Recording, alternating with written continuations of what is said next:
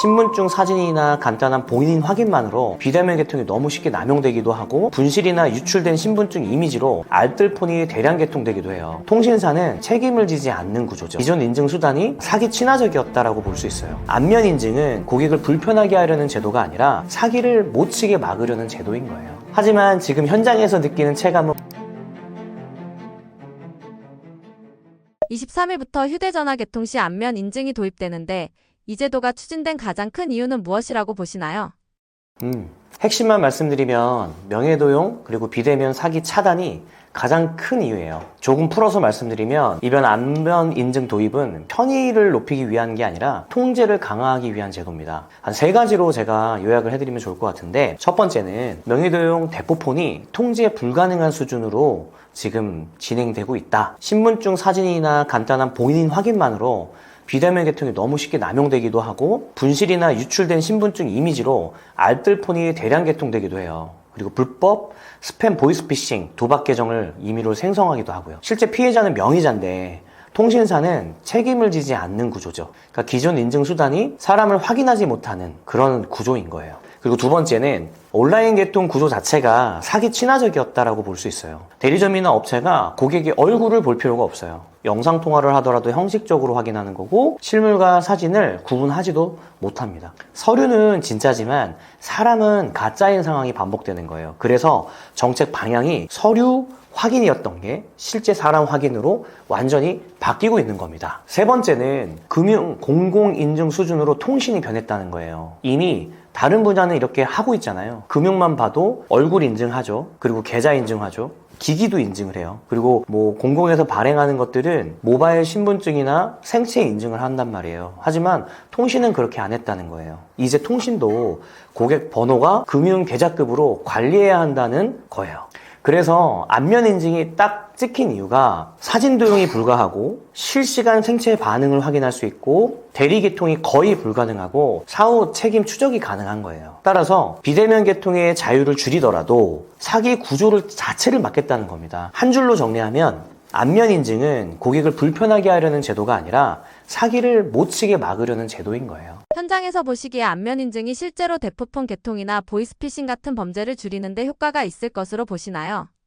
저는 일단은 효과가 있다라는 생각을 갖고 있고요. 왜 효과가 있냐? 특히 대포폰을 대량으로 개통하던 구조에는 분명 타격이 있을 거예요. 지금까지 신분증만 있으면 본인이 아닌 사람도 여러 회선을 개통할 수 있었는데 안면 인증이 들어오면서 이 방식이 거의 막혀요. 따라서 조직적으로 대포폰을 막 찍어내던 구조는 확실히 어려워지는 겁니다. 근데 한계가 있어요. 문제가 여기서 끝나는 게 아니에요. 보이스피싱이나 대포폰 범죄는 상당수는 몰래 개통이 아니라 속아서 명의를 빌려주는 구조에서 시작해요. 급전이 필요하다거나 폰 하나만 개통하면 돈 준다는 제안을 받아서 본인이 직접 개통하는 경우예요. 매장에서도 이런 사례들을 쉽지 않게 볼 수 있는데 실제로 전화가 와요. 선개통 가능하세요? 20만 원 드릴게요. 30만 원 드릴게요. 이게 무슨 말이냐면 돈을 줄 테니까 개통해 주세요요. 만약에 이런 거에 응하면 어떤 식으로 이루어지냐면 실제로 포주라고 하거나 아니면 업자들이 그 명의를 빌려줄 고객을 데리고 옵니다. 데리고 오는 거예요. 그럼 같이 온 사람은 실제 명의자이기 때문에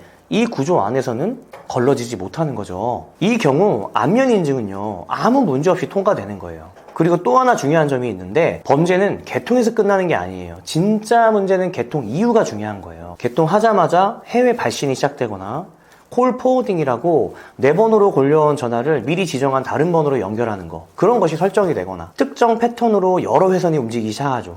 그러니까 안면 인증은 이 이후 과정에는 관여하지 않습니다. 정리해드리면 제 생각은 안면 인증은 대포폰과 보이스피싱을 줄이는 데는 분명 도움이 돼요. 하지만 범죄를 완전히 막는 제도는 아니에요. 이 제도가 효과를 가지려면 개통 이후 관리나 그리고 사람이 직접 보고 판단하는 과정이 함께 가야 돼요. 제도 하나로 범죄를 없앨 수는 없어요. 하지만 어디를 막았고 어디가 아직 열려 있는지를 정확하게 아는 게 더 중요하다고 저는 생각해요. 기존 신분증 확인 방식과 비교했을 때 안면 인증이 추가되면서 개통 절차에는 어떤 변화가 생기나요?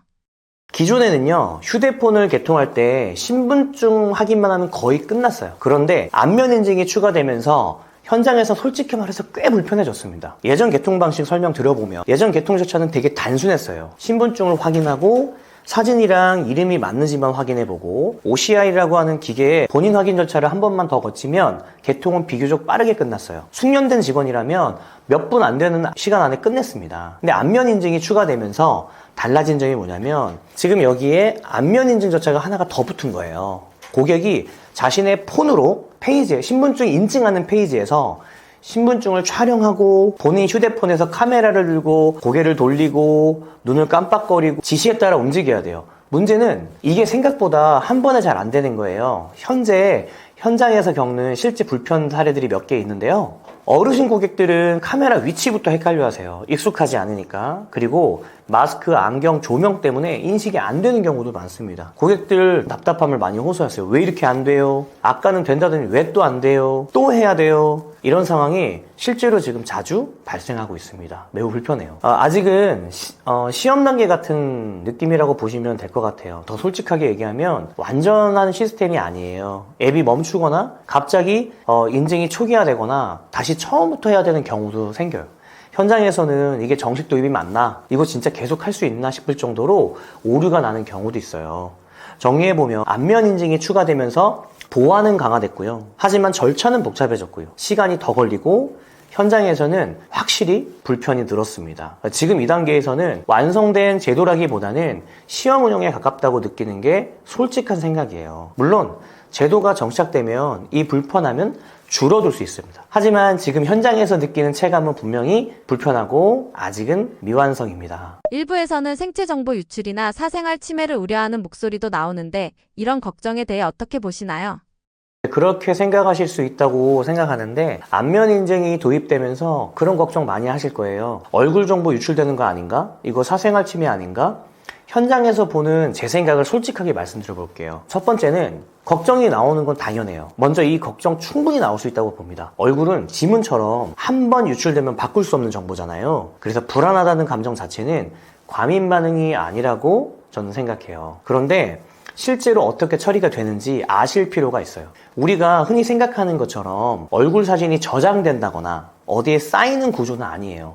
안면 인증은 사진을 보관하는 방식이 아니라 본인 여부를 확인한 뒤에 바로 폐기되는 구조에 가까워요. 얼굴 이미지 자체를 모아두는 시스템은 아니라고 보면 됩니다. 근데 진짜 문제는 따로 있어요. 오히려 제가 더 걱정하는 부분은 안면 인증 자체보다는 전체 개인정보 관리 구조예요. 이미 우리는 수많은 신분증 사본이나 주소나 계좌, 통신이용 내역까지 개인정보를 맡기고 있어요. 안면 인증 하나만 떼놓고 보면은 위험하다고 느끼지만 전체 구조 안에서는 이미 비슷한 수준의 정보는 계속해서 쓰이고 있어요. 그래서 제 생각을 말씀드리면 안면 인증 자체가 특별히 더 위험하다기보다는 이런 기술일수록 관리랑 투명성이 더 엄격해야 된다고 생각해요.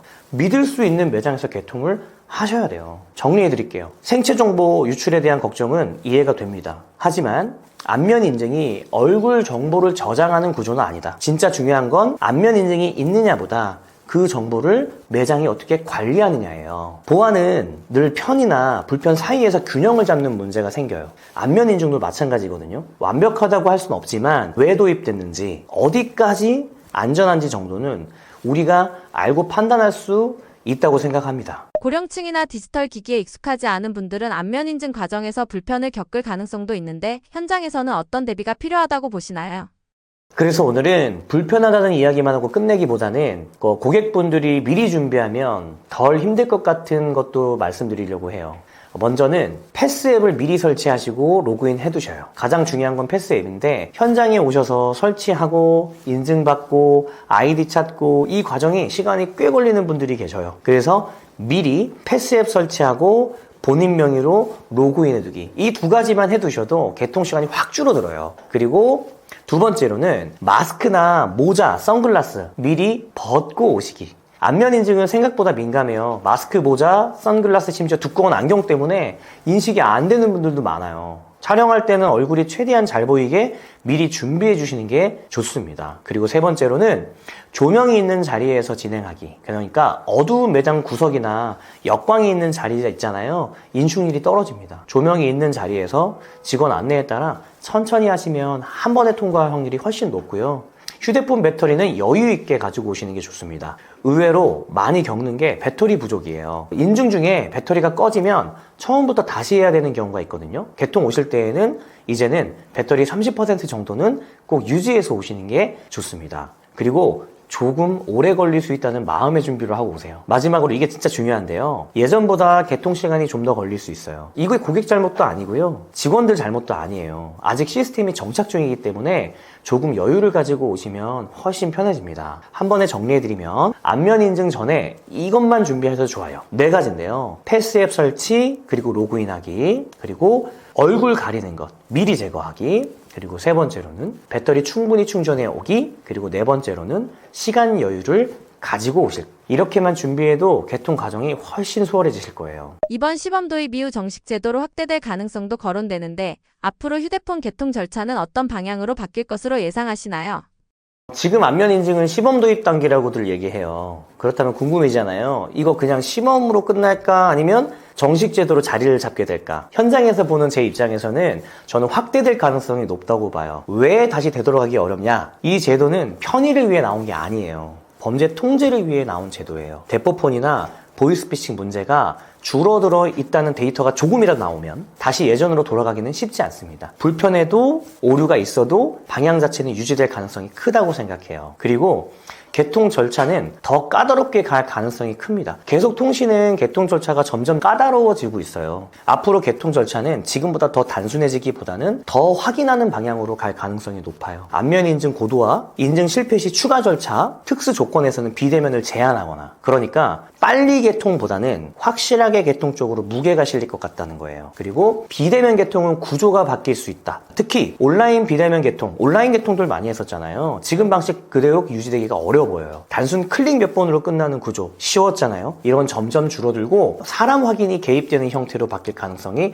크다고 생각합니다. 일부는 다시 오프라인으로 돌아가게 될 수도 있어요. 그리고 오프라인 매장의 역할은 오히려 커질 수 있다고 저는 생각해요. 아이러니하게도 이런 변화 속에서 오프라인 매장의 역할이 더 중요해질 수 있어요. 사람을 직접 보고 이상 징후를 느끼고 상황을 설명하고 설득하는 역할은 아직까지는 기계가 완전히 대신하기는 어렵거든요. 앞으로 가격 경쟁보다는 신뢰와 상담 능력이 훨씬 더 중요해질 것 같은 그런 가능성이 더 크다고 봐요. 정리해보면 4가지로 정리할 수 있는데, 첫 번째로는 안면 인증은 시범이지만 방향은 유지될 가능성이 높다 생각하고요. 두 번째는 개통은 더 빠르기보다는 더 까다로워질 수 있고요. 세 번째로는 비대면 개통은 구조 자체가 바뀔 수 있다. 그리고 4번째로는 오프라인 매장이 오히려 신뢰의 창구가 될 수 있다. 이게 제가 현장에서 보는 가장 현실적인 흐름인 것 같아요. 불편한 제도는 오래 못 간다고들 얘기해요. 하지만 불편해도 필요한 제도는 형태를 바꿔서라도 남습니다. 생각해보시면 금융인증이나 공항 보안 검색 등을 생각해 보세요. 이 제도들의 공통점은 하나예요. 불편하다, 시간도 더 든다. 하지만 사회적 위험을 줄인다. 이 조건을 만족하는 제도는 형태를 바꿔가면서도 남아 있습니다. 그래서 저는 이렇게 생각해요. 불편하다는 이유만으로는 제도가 사라지진 않는다. 오히려 불편하지만 위험을 줄이는 제도는 정착될 가능성이 높다. 안면 인증도 이 흐름 안에 있다고 생각해요. 지금은 불편하고 오류도 많이 나고 개통하는 저의 입장에서도 짜증나는 순간들도 많이 있지만 범죄를 줄이는 효과가 확인된다면 형태를 바꿔서라도 남을 가능성이 충분하다고 생각합니다. 실매장 운영자로서 느낀 유통 구조의 현실은 어떤 게 있을까요? 휴대폰 판매 마진은 어떻게 결정되나요? 많은 분들이 휴대폰 매장들이 어떤 과정을 거쳐서 고객들에게 휴대폰이 제공되는지 자체는 잘 모르는 분들이 많으세요. 대개는 제가 말씀드리는 구조로 이루어져 있는데 일단 기본적으로 제조사가 있죠. 휴대폰을 만드는 제조사가 있을 거고요. 제조사는 그 제조한 후에 이제 그 기기를 통신사로 보내는 거예요. 그렇죠? 통신사는 기기를 받아서 SK, KT, LG의 로고를 각각 찍어서 대리점이나 판매점으로 보내는 겁니다. 그리고 그 대리점이나 판매점을 통해서 고객들은 제품을 구매하게 되는 구조인 거예요. 그래서 돈은 제조사와 통신사로 이렇게 양분되면서 보통 우리가 리베이트라고 하죠. 수수료 구조가 생기는 겁니다. 소비자들은 공짜폰이나 영원만 보고 오시잖아요. 그 안에 들어있는 조건은 보통 고가 요금제나 부가 서비스 혹은 복잡한 어떤 수수료 구조가 숨어 있어요. 유통 구조가 복잡하고 제조사, 통신사, 대리점, 판매점까지 단계가 많다 보니까 진짜 혜택은 좀 줄고 마진은 다 쪼개지는 구조예요. 요거는 어쩔 수 없거든요. 그러다 보니 고객들의 니즈는 항상 같았어요. 싸고 좋은 폰을 쉽게 구하길 원하죠. 그죠? 그리고 판매사들은 그 점이 참 어렵죠. 고객의 그 니즈를 맞춰드려야 되니까. 하지만 구조에서 자유로울 수 있는 판매사는 아무도 없다라는 거. 그 부분에서 굉장히 뭐랄까 딜레마가 있어요. 리베이트 전쟁, 휴대폰 성지의 진실이 궁금합니다. 사람들이 흔하게 얘기하는 정보들의 허와 실은 무엇이 있나요?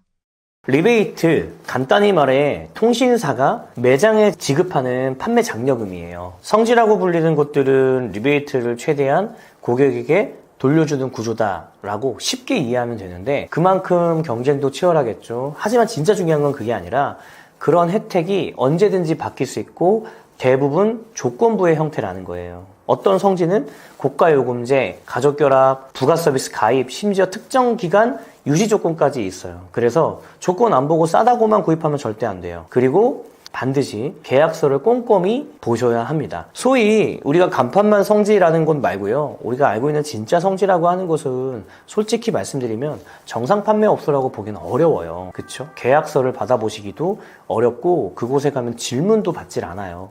그런 것들 우리가 소위 실제 성지라고들 하는데 어떻게 보면은 정말 싸게 사려고 갔다가 큰 비용을 치르는 경우가 될 수도 있어요.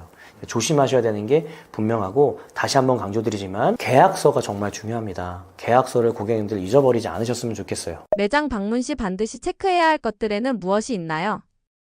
매장에서 체크할 건 딱 세 가지입니다. 기계값, 요금제 조건, 약정 해지 시 손해. 특히 공통지원금과 선택약정 중 어떤 것이 적용되었느냐, 부가 서비스는 어떤 게 가입되느냐, 요금제는 언제부터 어떻게 바꿀 수 있는지 이런 것들을 정확히 확인해 주셔야 돼요. 요즘은 구두로 안내하고 문서에 안 적는 경우도 있거든요. 계약서를 서면으로 받아두는 게 안전합니다. 여러분 보험을 가입하더라도 보증서가 없으면 아무것도 못하죠. 증권이 없으면 아무것도 못하죠. 그런 마찬가지예요. 우리가 보상을 받으려면 계약서 안에 있는 내용들에 의문점이 나는 것들을 그냥 넘어가지 마시고 이건 왜 이렇게 돼요? 이건 왜 이렇게 돼요? 라는 것들을 물어보세요. 너무 공격적으로 물어보지 마시고 정말 궁금한 걸 내가 알아야 된다라는 걸 말씀해 주세요. 그러면 방어하지 않고 상담사는 좋은 상담사들은 충분히 다 설명해 줍니다. 정리해드리면 기기값이 얼마인지, 요금제 조건이 어떤 거였는지, 그리고 내가 약정이 어떻게 되고 부가 서비스가 어떻게 들어가는지. 고객들이 잘 모르지만 휴대폰 구매 시 매장에서 받을 수 있는 혜택이나 사은품은 어떤 게 있나요? 사실 소비자 입장에선 당연히 가성비 좋은 조건을 찾고 싶은 거고 정보가 많잖아요. 그런 시대이기도 하고요. 하지만 가끔은 너무 무리하게 어디에서는 얼만데 이거 너무 비싼 거 아니냐, 이 조건 아니면 난 안 해요, 이런 식으로 직원에게 요구하거나 막 갑질을 하시는 경우도 있어요. 현명한 체리피커가 됐으면 좋겠는데요. 조건을 비교하되 최소한 상담자에게 예의를 갖춰주셨으면 좋겠어요. 그럴 때에는 오히려 상담자들도 사람이기 때문에 더 좋은 조건으로 한 개라도 뭔가 더 챙겨드리고 싶어 하거든요. 우리 소비자들이 휴대폰 매장에 대한 걱정이나 경계가 있어요. 마찬가지로 정상적으로 운영하는 매장의 사장들이나 상담자들도 고객이 무서울 때가 있어요. 다 사람이고 뭔가 진지하게 설명하려고 하는 사람들이기 때문에 태도에 의해서 서로가 서로에게 더 좋은 것들을 줄 수 있다고 저는 생각을 해요. 그러니까 좋은 태도, 내가 대신에 확실하게 조건을 잘 따져보고 비교한다 라는 부분을 꼭 생각하셨으면 좋겠고요. 당연히 어떤 조건이 들어가면 여러 가지 행사를 하기 때문에 고객들이 받을 수 있는 혜택도 굉장히 많습니다. 예를 들면 높은 요금제를 계속 유지해야 되는 고객들은 요금 할인도 굉장히 많이 받으실 수 있는 조건이 있고요. 또 하나는 아이패드나 에어팟이나 갤럭시 워치나 애플 워치, 루멘 TV, 다이슨 여러 가지 사은품도 받으실 수 있어요. 공짜로요. 근데 그러려면 그거에 따른 조건이 있다는 걸 반드시 아셔야 돼요. 그냥은 없어요. 하지만 고객의 조건에 맞는다. 나의 조건에 그게 맞는다면 그건 혜택이잖아요. 그러니까 그걸 꼼꼼하게 따져보고 받을 수 있는 혜택을 챙기셨으면 좋겠어요. 소위 성지 매장이라고 불리는 곳들은 진짜로 싼 건가요? 아니면 조건이 있는 건가요?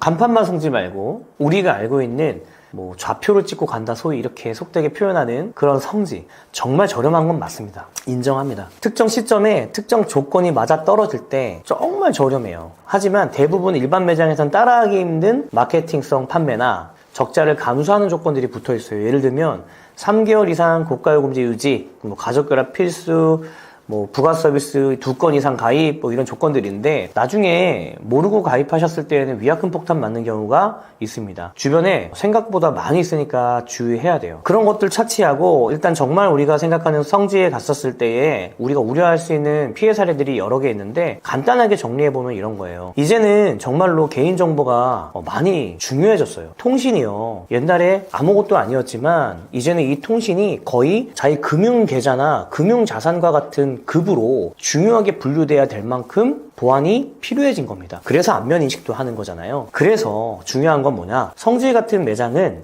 예를 들면은 이런 보안이 취약하죠. 내 정보가 어떻게 관리되는지 알 길이 없어요. 저희같이 공식 업체들은 카이트라고 하는 통신연합 회사에서 매번 관리가 나옵니다. 그래서 우리가 어떻게 고객 DB를 관리하고 있고 혹은 보관하면 안 되는 고객 DB들을 가지고 있는지를 점검해요. 그리고 굉장히 강하게 처벌합니다. 그런데 그런 기관에서 우리에게 찾으려면 우리가 개통하는 것들에 대한 매핑들이 다 돼야 돼요. 우린 정상적으로 다 기록이 되니까 우리가 월 몇 대를 얼마나 이렇게 했다라는 것들이 다 기록이 되는데 소위 성지에서 운영하는 프로그램을 저희도 이해하고 있는데 보면 만약에 예를 들어서 광교에서 휴대폰을 판매하려고 매핑이 됐다라고 했는데 이게 광교가 아니라 뭐 제주도에서 뛰기도 하고 물산에서 뛰기도 하고 그래요. 그러니까 전혀 특정할 수가 없다는 거예요. 어디서 얼마나 몇 대가 개통됐는지 정확하게 추산하기가 어렵다. 그게 시사하는 바가 뭐냐면 그만큼 그곳에서 개통된 고객의 DB가 어떻게 유통되거나 관리되는지 알 수가 없다는 거예요. 이거 정말 무서운 일입니다. 실제로 매장에서 피해 사례들이 왕왕 들리는데 그중에 어떤 사례가 있냐? 물론 이제 모든 사람들이 그렇게 하진 않겠죠. 근데 실제로 제가 경험했던 바로는 이분은 개통했는데 자신의 폰이 개통 당시에 2대가 개통했는지 모르는 거예요. 이거 어떻게 모를 수 있지? 충분히 모를 수 있습니다. 개통할 당시에 어차피 개통할 때 뭐 정보 이동을 한다거나 여러 가지 등등의 이유로 판매사에게 이 과정을 맡기는 분들이 많이 있습니다. 사실 저희 매장에서도 그렇게 하고 있는데 이 과정에서 고객에게 전송되는 문자나 이런 것들은 삭제할 수도 있는 거예요. 그러면 모르죠. 그쵸? 연체가 되거나 하기까지는 몰라요. 그리고 이 금액이 소위 많은 사람들이 다 꼼꼼하게 관리하는 건 아니에요. 이분은 그걸 꼼꼼하게 관리하지 않으셨던 것 같아요. 제가 개통했을 당시에 와서야 자신의 이름으로 같은 폰, 아이폰이 2대가 개통됐던 걸 아셨던 거예요. 계속 2배의 비용을 내고 있었던 거죠. 이런 거 있었을 때 보상받지도 못하고 이런 걸 돌리고 싶어도 그 매장이 사라진 상황이라 구제받기는 어렵습니다. 이런 것들 좀 조심하시는 게 좋을 것 같아요. 싸다? 하지만 더 큰 비용을 지를 수도 있다. 네, 만나서 반갑습니다. 수원에서 휴대폰 매장을 운영하고 있는 법인 대표 김태광입니다. 항상 좋은 정보를 드리고 싶고요. 고객들이 어떻게 하면 안전하게 또 휴대폰을 개통할 수 있을지에 대한 고민이 많습니다. 2025년도가 이제 끝났고 이제 새로운 신년이 다가왔는데요. 새로운 이슈들 그리고 지난해 어떻게 보내셨는지 너무 궁금해요. 다들 잘 됐을 거라고 생각해요. 그런 기원을 담아서 매장에서는 모든 사람들의 바람이 이루어졌으면 하는 마음으로 이루어져라 라는 캠페인도 하고 있어요. 우리 모두 참 힘든 시기라고 생각이 듭니다. 여러 가지 어려운 이슈들도 많이 있잖아요. 하지만 우리가 조금씩만 여유를 가져보고 그리고 우리 삶에서 개선할 수 있는 조금의 영역들을 서로가 조금씩만 양보한다면 충분히 좋은 사회를 만들 수 있을 거라고 생각해요. 저도 제가 전문하고 있는 이 통신이라고 하는 영역에서 최대한 만나는 고객들에게 혹은 여러분들에게 좋은 도움이 될 수 있도록 조금이라도 기여를 할 수 있도록 최선을 다하는 그런 사업가가 되도록 하겠습니다. 여러분 화이팅!